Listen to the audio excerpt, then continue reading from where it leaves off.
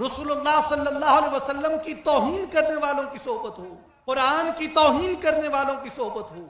صحابہ کرام کی توہین کرنے والوں کی صحبت ہو، اہل بیت اطہار کی توہین کرنے والوں کی صحبت ہو، حاملین قرآن حضور کی امت کے سلف صالحین کی توہین کرنے والوں کی صحبت ہو، ان کا ٹھٹھا کرنے والوں کی صحبت ہو، تو قرآن مجید بتاتا ہے کہ ایسے لوگ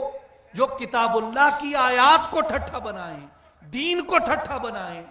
ایسے لوگوں کی صحبت سے دور ہو جاؤ، وگرنہ جیسے وہ ظالم ہے ویسے تم بھی ظالم ہو جاؤ گے، جیسے وہ گمراہی میں جا پڑے ویسے تم بھی گمراہی میں جا پڑو گے۔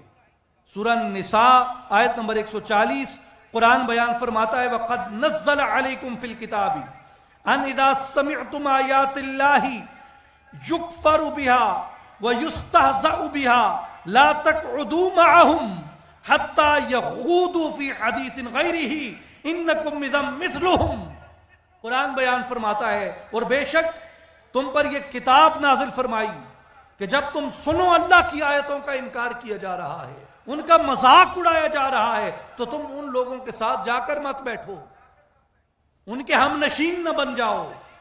یہاں تک کہ وہ اس تمسخر کو چھوڑ کر تائب ہو جائیں اور کسی دوسری بات پہ مشغول ہوں۔ اور قرآن بیان فرماتا ہے کہ اگر تم نے ان کی صحبت کو ترک نہ کیا، انکم اذا مثلہم، تم بھی انہی جیسے ہو جاؤ گے۔